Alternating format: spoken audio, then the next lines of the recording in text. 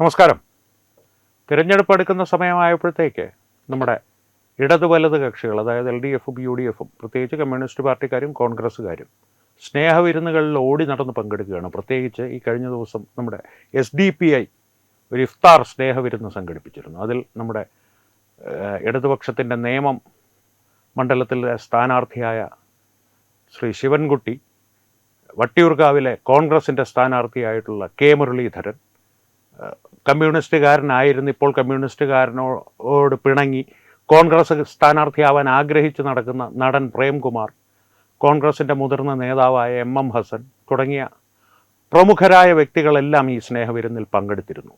അപ്പോൾ SDPI നടത്തിയ സ്നേഹവിരുന്നിൽ പങ്കെടുത്താൽ എന്താണ് കുഴപ്പം എന്നീ പങ്കെടുത്തവരെല്ലാം ഒരേ സ്വരത്തിൽ നമ്മളോട് തിരിച്ചു ചോദിച്ചേക്കാം. നമ്മൾ ഈ ചോദ്യം ഉന്നയിച്ചാൽ സാധാരണഗതിയിൽ അവർക്ക് നേരെ ഈ ചോദ്യങ്ങൾ ഉന്നയിക്കപ്പെടാറില്ല. കാരണം മാധ്യമപ്രവർത്തകരെല്ലാം, മുഖ്യധാരാ മാധ്യമ പ്രവർത്തകരെല്ലാം ഇത്തരത്തിലുള്ള ഒരു സംഭവത്തെ അല്ലെങ്കിൽ ഇത്തരത്തിലൊരു സ്നേഹവിരുന്നിൽ ഇവരെല്ലാം പങ്കെടുക്കുന്നതിനെ ഒരു വളരെ സ്വാഭാവിക പ്രക്രിയയായി മാത്രമാണ് കാണുന്നത്. പക്ഷേ നമുക്കങ്ങനെ ഇതിനെ ഒഴിവാക്കുവാൻ സാധിക്കില്ല എന്നുള്ളതാണ് വസ്തുത. അതുകൊണ്ട് തന്നെ ഈ ചോദ്യങ്ങൾ നമ്മൾ ചോദിച്ചുകൊണ്ടേയിരിക്കും. അവർ ഉത്തരമൊന്നും തരാൻ പോകുന്നില്ല. അഥവാ ഉത്തരം തന്നാൽ തന്നെ അവർ തിരികെ പറയുന്ന ഉത്തരം, അതിനെന്താ പ്രശ്നം, SDPIക്ക് എന്താ അയിത്തമുണ്ടോ, SDPIക്ക് അയിത്തം ഉണ്ടാവേണ്ട ഒരു പാർട്ടി തന്നെയാണ് എന്നാണ്. രാഷ്ട്രീയ പാർട്ടിയാണവർ, അതുകൊണ്ടാണ് അവരെ പാർട്ടി എന്ന് വിളിക്കുന്നത്.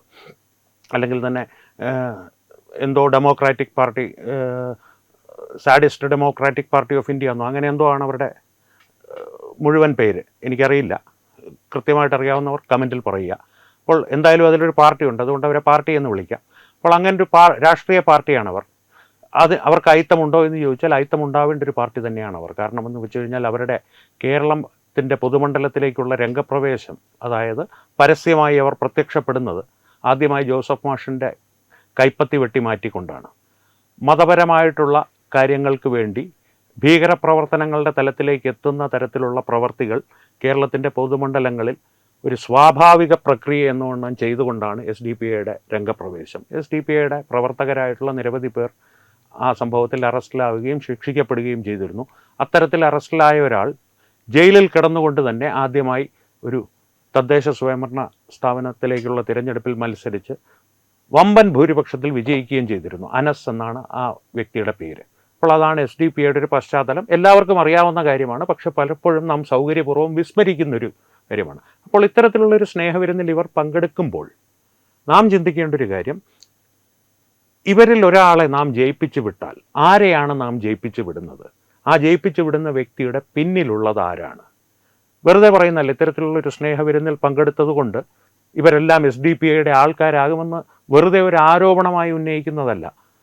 ശിവൻകുട്ടിയുടെ കാര്യം തന്നെ ഉദാഹരണമായി എടുക്കും. ശ്രീ ശിവൻകുട്ടി കഴിഞ്ഞ തവണത്തെ നിയമസഭാ തിരഞ്ഞെടുപ്പിൽ നിയമമണ്ഡലത്തിൽ നിന്ന് മത്സരിച്ച് ജയിച്ചപ്പോൾ SDPI പരസ്യമായി പ്രഖ്യാപിച്ചിരുന്നതാണ് 10,000 വോട്ടുകൾ ഞങ്ങൾ ശിവൻകുട്ടിക്കായി നൽകി, സംഘടിപ്പിച്ച് ഏകീകൃതമായി ഞങ്ങൾ ശിവൻകുട്ടിക്ക് വേണ്ടി 10,000 വോട്ടുകൾ ചെയ്യിപ്പിച്ചു അല്ലെങ്കിൽ ചെയ്തു എന്നുള്ളൊരു പ്രസ്താവന SDPI ഔദ്യോഗികമായി തന്നെ പുറത്തിറക്കിയതാണ്. ആ പ്രസ്താവനയെ ഒരിക്കലും ശിവൻകുട്ടി തള്ളിപ്പറഞ്ഞിട്ടില്ല, നിഷേധിച്ചിട്ടില്ല. അതുകൊണ്ട് തന്നെ ഇവരൊക്കെ ആരുടെ ആളുകളായിരിക്കും എന്നുള്ളൊരു ചുരുങ്ങിയ പക്ഷധാരണയെങ്കിലും ഒരു സമ്മതിദായകൻ ഉണ്ടാകണമെന്നുള്ളതാണ് വ്യക്തിപരമായിട്ടുള്ള എൻ്റെ ഒരു അഭിപ്രായം. അത് പറയുന്നതിന് മറ്റൊരു കാരണം കൂടിയുണ്ട്. കാരണം മതപരമായിട്ടുള്ള കാര്യങ്ങൾക്ക് വേണ്ടി ഞാൻ നേരത്തെ പറഞ്ഞല്ലോ, ഭീകരപ്രവർത്തനങ്ങളുടെ പരിധി ലംഘിക്കുന്ന അല്ലെങ്കിൽ ഭീകരപ്രവർത്തനങ്ങളുടെ പരിധിയിൽപ്പെടുന്ന പ്രവർത്തനങ്ങൾ കേരളത്തിൻ്റെ പൊതുമണ്ഡലങ്ങളിലൊരു സ്വാഭാവിക പ്രക്രിയ പോലെ കൊണ്ടുവന്ന ഒരു പാർട്ടിയാണ് SDPI. ഒരു മതരാഷ്ട്രവാദത്തിന് വേണ്ടി ശ്രമിക്കുന്ന പോപ്പുലർ ഫ്രണ്ട് പോലുള്ള ഇപ്പോൾ നിരോധിതമായ സംഘടനകളുമായി അടുത്ത ബന്ധമുള്ള പോപ്പുലർ ഫ്രണ്ടിൻ്റെ തന്നെ ഒരു അവാന്തര വിഭാഗമാണ്, അല്ലെങ്കിൽ അവാന്തരമായി പ്രവർത്തിക്കുന്ന, രാഷ്ട്രീയത്തിൽ പ്രവർത്തിക്കുവാൻ വേണ്ടി പോപ്പുലർ ഫ്രണ്ടിലെ മുതിർന്ന ഭീകരവാദികൾ എന്നുള്ള വാക്കുകൾ അവർക്ക് വേണ്ടിയിട്ട് ഇപ്പോൾ ഉപയോഗിക്കാം. കാരണം അവർ നിരോധിത ഭീകര സംഘടന തന്നെയാണ്. അവർ മുതിർന്ന ഭീകരവാദികൾ ഉണ്ടാക്കിയൊരു പാർട്ടിയാണ് SDPI എന്നുള്ള ആരോപണം ശക്തമായി തന്നെ നിലവിൽ ഉണ്ട്. അപ്പോൾ ആ ആരോപണത്തിന് സ്വാധീകരിക്കുന്ന തരത്തിലുള്ള നിരവധി പ്രവർത്തനങ്ങൾ SDPIയുടെ ഭാഗത്ത് നിന്നുണ്ടായിട്ടുമുണ്ട് താനും. അപ്പോൾ ഈ SDPIയുടെ ഒരു രാഷ്ട്രീയ പശ്ചാത്തലം എടുത്തു കഴിഞ്ഞാൽ അവർ ഓരോ പ്രദേശത്തും തദ്ദേശ സ്വയംഭരണ സ്ഥാപനങ്ങളിലേക്കുള്ള തിരഞ്ഞെടുപ്പുകളിൽ അവർക്ക് സ്വാധീനമുണ്ടാക്കുവാൻ പറ്റുന്ന മേഖലകളിൽ അവർ കൃത്യമായി തങ്ങളുടെ സ്വന്തം പാർട്ടിയുടെ പേരിൽ സ്ഥാനാർത്ഥികളെ നിർത്തി ജയിപ്പിച്ചെടുത്ത് ചില പഞ്ചായത്തുകളുടെ ഭരണം പിടിക്കുന്ന അവസ്ഥയിൽ തന്നെ അവരെത്തിയിട്ടുണ്ട്, ഏകദേശം അടുത്തെത്തിയിട്ടുണ്ട്. ഇനി അഥവാ ഭരണം പിടിക്കുവാൻ സാധിക്കാത്ത അവസ്ഥയിൽ ആർക്കാണോ ഭരണം പിടിക്കുവാൻ സാധിക്കുന്നത് ആ മണ്ഡലത്തിൽ, അത് LDF ആകട്ടെ UDF ആകട്ടെ, അവരുമായി സഖ്യത്തിൽ ഏർപ്പെട്ട്, അത് ഒരു മണ്ഡലത്തിൽ LDF ആണെങ്കിൽ അടുത്ത മണ്ഡലത്തിൽ UDF ആയിരിക്കും. അവർക്കങ്ങനെ വലിപ്പച്ചെറുപ്പമൊന്നുമില്ല. LDFും UDFും കാലാകാലങ്ങളിൽ ഇവരുടെ പിന്തുണ നിരുപാധികമായി തന്നെ വാങ്ങിയിട്ടുണ്ട്. നിരുപാധികമെന്ന് പറഞ്ഞു കഴിഞ്ഞാൽ ഇവരുടെ ഭാഗത്തു നിന്ന്, LDFിൻ്റെ ഭാഗത്തു നിന്നോ UDFിൻ്റെ ഭാഗത്തു നിന്നോ യാതൊരു ഉപാധികളും അത്തരം പിന്തുണകൾ വാങ്ങുന്നതിന് ഉണ്ടായിട്ടില്ല എന്നുള്ളതാണ് വാസ്തവം. എന്നാൽ SDP പോലുള്ള പാർട്ടികളുടെ ഭാഗത്തു നിന്ന് ഈ പിന്തുണകൾ കൊടുക്കുന്നതിന് സ്ഥിരമായി ഒരു ഉപാധിയേ ഉള്ളൂ: ഞങ്ങളുടെ ആത്യന്തികമായ ലക്ഷ്യത്തിന് വേണ്ടിയിട്ടുള്ള പ്രയോജനമുള്ള വിഡ്ഢികളാണ് നിങ്ങൾ. പ്രയോജനപ്രദമായ വിഡ്ഢികൾ എന്ന് വേണമെങ്കിൽ പറയാം. യൂസ്ഫുൾ ഇഡിയറ്റ്സ് എന്നൊരു പദം തന്നെ ഇംഗ്ലീഷിലുണ്ട്. അത്തരത്തിലുള്ള പ്രയോജനപ്രദമായ വിഡ്ഢികൾ മാത്രമാണ് LDFും UDFും. SDP-യെ സംബന്ധിച്ചിടത്തോളം ദീർഘകാലത്തേക്കുള്ള അവരുടെ ഒരു ലക്ഷ്യത്തെ സംബന്ധിച്ച് പറയുമ്പോൾ, ഇനി ഹ്രസ്വകാലത്തേക്കുള്ള അവരുടെ ലക്ഷ്യമെന്ന് പറഞ്ഞു കഴിഞ്ഞാൽ BJPയെ പോലൊരു ശക്തി കേരളത്തിൽ വളർന്നു വരുന്നത് തടയുക എന്നുള്ളതാണ്. അതെന്തുകൊണ്ട് അവർ BJP എതിർക്കുന്നു എന്ന് ചോദിച്ചു കഴിഞ്ഞാൽ, BJP ഒരു ഹിന്ദുത്വ പാർട്ടി ആയതുകൊണ്ടാണോ? ഭാഗികമായി അതുകൊണ്ട് തന്നെയാണ്. എന്നാൽ അതിനേക്കാളുപരി അയോധ്യയിലെ തർക്കമന്ദിരം പൊളിച്ചു കഴിഞ്ഞതിന് ശേഷം അത് സംബന്ധിച്ചിട്ടുള്ള വാദപ്രതിവാദങ്ങൾ കോടതികളിലും രാഷ്ട്രീയ പാർട്ടികളുടെ ചുവപ്പ് നാടകളിലുമൊക്കെ കുടുങ്ങി ഏറെക്കാലം നീണ്ടുപോയ അവസരത്തിൽ ദീർഘകാലം ഉത്തർപ്രദേശിൽ അയോധ്യയിൽ തന്നെ SDPI പ്രവർത്തകരുടെ, SDPI എന്ന പാർട്ടി ഉണ്ടാകുന്നതിന് മുൻപ് പോലും ഉണ്ടായതിനു ശേഷം SDPIയിൽ സജീവ പ്രവർത്തകരായിരുന്ന, അവരുടെ നേതാക്കളായിരുന്ന ആളുകളുടെ സാന്നിധ്യം ദീർഘകാലം അയോധ്യയിൽ ഉണ്ടായിരുന്നു എന്നുള്ള ഒരു സത്യമാണ്. കാരണം തുടരെ വന്ന മുലായം സിംഗ് സർക്കാരാകട്ടെ, മായാവതിയുടെ സർക്കാരാവട്ടെ, അഖിലേഷ് യാദവിൻ്റെ സർക്കാരാവട്ടെ, ഇവർക്ക് വേണ്ട എല്ലാ സൗകര്യങ്ങളും രഹസ്യമായി ചെയ്തു കൊടുത്തിരുന്നു. അതുകൊണ്ട് തന്നെ ആ പൊളിച്ചു കളഞ്ഞ തർക്കമന്ദിരത്തിനെ സംരക്ഷിച്ച് അതിനെ ഏതെങ്കിലും തരത്തിൽ പുനർനിർമ്മിക്കുവാൻ വേണ്ട ഉദ്ദേശവുമായി, അല്ലെങ്കിൽ അതിനുള്ള സജ്ജീകരണങ്ങൾ ഒരുക്കുവാനുമായി SDPI ദീർഘകാലം അയോധ്യയിൽ അവരുടെ ആസ്ഥാനങ്ങൾ ഉണ്ടാക്കിയിരുന്നു. പ്രത്യക്ഷത്തിൽ ബോർഡുകളൊന്നും വെച്ചൊരു ആസ്ഥാനമല്ല പറയുന്നത്. നിരവധി അയോധ്യയ്ക്കടുത്തുള്ള ലോഡ്ജുകളും മറ്റും വാടകയ്ക്കെടുത്ത് ഈ SDPIയിൽ പിൽക്കാലത്ത് പ്രവർത്തിച്ചിരുന്ന നിരവധി പ്രവർത്തകർ അയോധ്യയിൽ സാന്നിധ്യം ഉറപ്പിച്ചിരുന്നു. എന്നാൽ യോഗി സർക്കാർ 2017 അധികാരത്തിൽ വന്നതിന് ശേഷം ഇവരെയെല്ലാം നമ്മുടെ ഗ്രാമ്യമായ ഭാഷയിൽ പറഞ്ഞാൽ തൂത്തുവാരിയെടുത്ത് അയോധ്യയിൽ നിന്ന് പുറത്തു കളഞ്ഞു. അല്ലെങ്കിൽ പലരും ജയിലറയ്ക്കുള്ളിലായി. ഈ SDPI പ്രവർത്തകരെന്ന് പറയുമ്പോൾ നാളെ SDPIയിൽ അംഗത്വമില്ലായിരുന്നു എന്ന് പറയരുത്. അന്ന് SDPIയെ ഇല്ലായിരുന്നു. അതിനുശേഷമാണ് ഈ കൂട്ടരിൽ പലരും SDPIയിൽ അംഗത്വം എടുത്തതും അല്ലെങ്കിൽ SDPIയുടെ നേതാക്കളായി വളർന്നു വന്നത്. അന്നുണ്ടായിരുന്നവരിൽ പലരും ജയിലറകൾക്കുള്ളിലേക്ക് പോയി, അല്ലെങ്കിൽ ഉത്തർപ്രദേശിൽ നിന്ന് നിഷ്കാസിതരാക്കപ്പെട്ടു.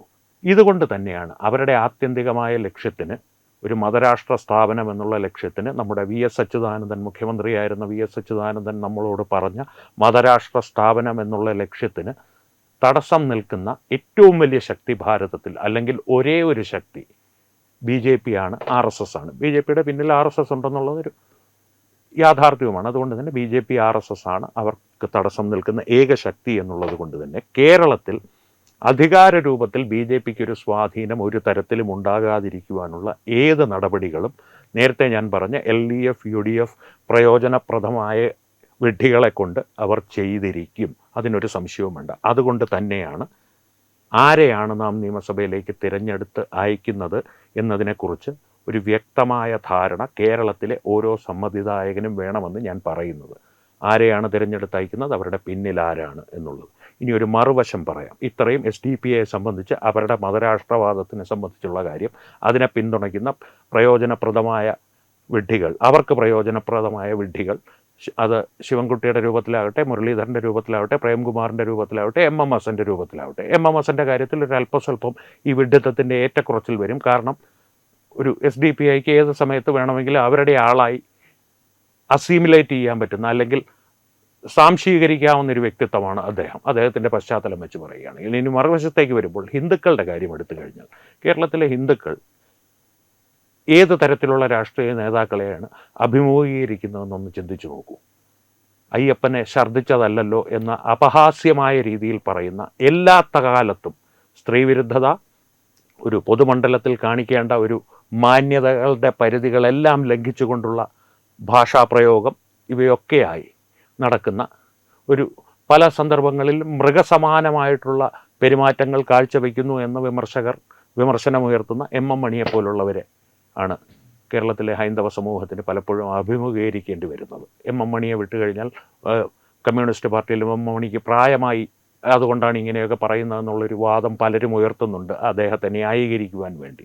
എന്നാൽ അയാളെ വിട്ടുകഴിഞ്ഞാൽ ചെറുപ്പക്കാരിലേക്ക് വന്നു കഴിഞ്ഞാൽ സ്വരാജിനെ പോലുള്ളവർ, അയ്യപ്പൻ്റെ വിവാഹമൊക്കെ കഴിഞ്ഞു, അയ്യപ്പൻ്റെ ബ്രഹ്മചര്യം നഷ്ടപ്പെട്ടു എന്ന് ഹൈന്ദവ വിശ്വാസങ്ങളെ അപമാനിക്കുന്നവർ, അയ്യപ്പൻ്റെ കാര്യത്തിൽ മാത്രമല്ല, ശബരിമല ശ്രീ അയ്യപ്പൻ്റെ കാര്യത്തിൽ മാത്രമല്ല, എല്ലാ തരത്തിലുള്ള ഹൈന്ദവ വിശ്വാസങ്ങളെയും കിട്ടാവുന്ന അവസരങ്ങളിലെല്ലാം കമ്മ്യൂണിസ്റ്റ് പാർട്ടി എന്നും അപഹസിച്ചിട്ടേ ഉള്ളൂ. അവർക്ക് തിരഞ്ഞെടുപ്പുകളിൽ ശക്തമായ തിരിച്ചടികൾ കിട്ടുന്നത് വരെ. സരസ്വതിയുടെ നഗ്നചിത്രം വരച്ചതായാലും, അത്തരത്തിലുള്ള ഹൈന്ദവ വിശ്വാസികളുടെ മനസ്സിനെ മുറിവേൽപ്പിക്കുന്ന തരത്തിൽ ചിത്രങ്ങൾ വരച്ച MF ഹുസൈനെ കേരളത്തിൽ കൊണ്ടുവന്ന് ആദരിക്കുന്നതായാലും, ഇനി SDPIയെ പിന്തുണയ്ക്കുന്ന കാര്യത്തിൽ ജോസഫ് മാഷിൻ്റെ കൈവെട്ടിയ സംഭവം ഉണ്ടായപ്പോൾ ഇന്നത്തെ കമ്മ്യൂണിസ്റ്റ് പാർട്ടിയുടെ ദേശീയ സെക്രട്ടറിയായ MA ബേബി ജോസഫ് മാഷിൻ്റെ മഠയനെന്നാണ് വിളിച്ചത്. അതേ MA ബേബി തന്നെയാണ് MF ഹുസൈനെ ആദരിക്കുവാനായി മുൻപിൽ നിന്ന കമ്മ്യൂണിസ്റ്റുകാരുടെ മുൻപന്തിയിലുണ്ടായിരുന്നത്. MA ബേബി മുൻപന്തിയിൽ അന്ന് പ്രത്യക്ഷത്തിൽ വന്നത് തോമസ് ഐസക്കായിരുന്നു. ഇത്തരത്തിലുള്ള കമ്മ്യൂണിസ്റ്റ് നേതാക്കളെയാണ് നമുക്ക്, അല്ലെങ്കിൽ ഹൈന്ദവ സമൂഹത്തിന് കേരളത്തിൽ അഭിമുഖീകരിക്കേണ്ടി വരുന്നത്. കോൺഗ്രസ് നേതാക്കളുടെ കാര്യം എടുത്തു കഴിഞ്ഞാൽ, മുസ്ലിം ലീഗ് ഒരു പൂർണ്ണമായിട്ടുള്ള മതേതര പാർട്ടിയാണ് എന്ന് പറഞ്ഞ് നാവ് വായിലേക്ക് ഇടുവാനുള്ള സമയം പോലും രാഹുൽ ഗാന്ധിക്ക് KM ഷാജി കൊടുത്തില്ല. മതമാണ് മതമാണ് മതമാണ് ഞങ്ങളുടെ പ്രശ്നം, അത് ഞങ്ങളുടെ ഐഡൻറ്റിറ്റിയാണ് എന്നുള്ളൊരു പ്രസ്താവന പുള്ളി അങ്ങിറക്കി. ഇനി ജമാഅത്തെ ഇസ്ലാമിയുടെ കാര്യം പറഞ്ഞു കഴിഞ്ഞാൽ, ജമാഅത്തെ ഇസ്ലാമിയുമായിട്ട്, അതായത് മതേതര രാഷ്ട്രം എന്നുള്ള സങ്കല്പത്തെ തച്ചുടയ്ക്കുന്ന, മതേതര രാഷ്ട്രം എന്നുള്ള സങ്കല്പം കോൺഗ്രസ് കൊണ്ടുവന്നതാണെന്ന് ഓർക്കണം. സെക്യുലറിസം എന്നുള്ളൊരു വാക്ക് ഇന്ദിരാഗാന്ധി ഭരണഘടനയിൽ തിരികിയതാണ്. ആ സങ്കല്പത്തെ പൂർണ്ണമായും തച്ചുടയ്ക്കുന്ന തരത്തിൽ മതരാഷ്ട്രവാദികളായ ജമാഅത്തെ ഇസ്ലാമിയുമായിട്ട് പരസ്യമായ സഖ്യത്തിലാണ് കോൺഗ്രസ് ഈ തെരഞ്ഞെടുപ്പ് കാലത്ത്. ഈ ജമാഅത്തെ ഇസ്ലാമി കാലാകാലങ്ങളിൽ കമ്മ്യൂണിസ്റ്റ് പാർട്ടിയുടെ ഇഷ്ടക്കാരായിരുന്നു. ഒരു രഹസ്യബാന്ധവും പരസ്യബാന്ധവും ഒക്കെ കമ്മ്യൂണിസ്റ്റ് പാർട്ടിയുമായി കാലാകാലങ്ങളിൽ ജമാഅത്തെ ഇസ്ലാമി പുലർത്തി വന്നിരുന്നു, അല്ലെങ്കിൽ കമ്മ്യൂണിസ്റ്റ് പാർട്ടി ജമാഅത്തെ ഇസ്ലാമിയുമായി പുലർത്തി വന്നിരുന്നു. കാരണം ആവശ്യക്കാർ കമ്മ്യൂണിസ്റ്റ് പാർട്ടിക്കാർ. ജമാഅത്തെ ഇസ്ലാമി എല്ലും കഷ്ണങ്ങളുമായി തയ്യാറായിട്ടിരിക്കും. ആര് വന്നാലും പ്രയോജനപ്രദമായിട്ടുള്ള വിഡ്ഢി, ആരാണ് കൂടുതൽ പ്രയോജനപ്രദമായിട്ടുള്ള വിഡ്ഢി എന്നുള്ളതനുസരിച്ച് അവരെ എല്ലും കഷ്ണം എറിഞ്ഞു കൊടുക്കും കാലാകാലങ്ങളിൽ. ഇനി കമ്മ്യൂണിസ്റ്റ് പാർട്ടിയുടെ വശത്തേക്ക് പോയി കഴിഞ്ഞ് കഴിഞ്ഞാൽ, മാറാട് കൂട്ടക്കൊലയുടെ പശ്ചാത്തലം ഒന്ന് പരിശോധിച്ച് നോക്കുക. ഏതാണ്ട് 72ഓളം ക്രിമിനലുകൾ, ഈ ക്രിമിനലുകളെന്നല്ല, അന്നത്തെ മതഭീകരവാദികളെന്ന് തന്നെ പറയണം, അറസ്റ്റിലായവരിൽ 72ഓളം ഭീകരവാദികൾ കമ്മ്യൂണിസ്റ്റ് പാർട്ടി അംഗങ്ങളായിരുന്നു. മാറാട് 8 പേരെ, 8 ഹൈന്ദവ സഹോദരങ്ങളെ കൂട്ടക്കൊല ചെയ്തവരിൽ 72 ക്രിമിനലുകൾ കമ്മ്യൂണിസ്റ്റ് പാർട്ടിയുടെ അംഗങ്ങളായിരുന്നു. അവർക്കെന്തായിരുന്നു അവിടെ കാര്യം എന്നുള്ളത് ചിന്തിച്ചു നോക്കുക.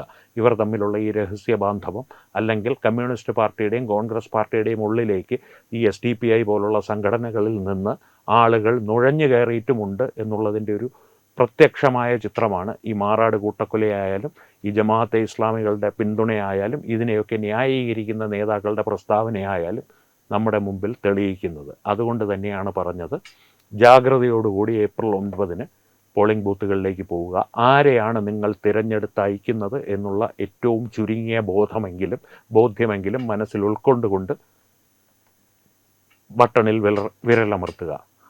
ഏത് ചിഹ്നമാണ് തിരഞ്ഞെടുക്കുന്നത്? ഞാൻ നിങ്ങളോട് BJPക്ക് വോട്ട് ചെയ്യാനല്ല പറയുന്നത്. പക്ഷേ പകരം അയക്കുന്ന ആരെയാണ് നിങ്ങൾ നിയമസഭയിലേക്ക് തിരഞ്ഞെടുത്തയക്കുന്നത്? അവരുടെ പിന്നിലുള്ള ശക്തികൾ ആരൊക്കെയാണ്? ആ ശക്തികളെ കൊണ്ട് കേരളത്തിന് ആത്യന്തികമായി പ്രയോജനമാണോ നാശമാണോ ഉണ്ടാകുവാൻ പോകുന്നത്? ഒരു മതരാഷ്ട്രം, ഇസ്ലാമിക മതരാഷ്ട്രം പ്രത്യേകിച്ച് നിങ്ങൾ ആഗ്രഹിക്കുന്നുണ്ടോ? ഇതൊക്കെ നിങ്ങൾ തീരുമാനിക്കേണ്ട ഒരു അവസരമാണ് ഏപ്രിൽ 9 വരുവാൻ പോകുന്നത്. തീരുമാനിക്കുക, ബുദ്ധിപൂർവം തീരുമാനിക്കുക, ഉത്തമ ബോധ്യത്തോടു കൂടി തീരുമാനിക്കുക. വീണ്ടും കാണാം. നന്ദി, നമസ്കാരം. HIV അണുബാധ സന്തോഷപൂർണമായ ഒരു ജീവിതത്തിന് തടസ്സമല്ല. HIV അണുബാധയ്ക്ക് ഫലപ്രദമായ ചികിത്സ ഇന്ന് ലഭ്യമാണ്. ഇതിന് യഥാസമയം അണുബാധ കണ്ടെത്തുന്നതും കാലേക്കൂട്ടി ചികിത്സ നടത്തേണ്ടതും അത്യാവശ്യമാണ്. സൗജന്യമായ ചികിത്സയും മാർഗനിർദ്ദേശങ്ങളും സർക്കാർ ആശുപത്രികളിലെ ART അഥവാ ഉഷസ് കേന്ദ്രങ്ങളിൽ ലഭ്യമാണ്. ആരോഗ്യ സംരക്ഷണം ഓരോരുത്തരുടെയും ഉത്തരവാദിത്തമാണ്.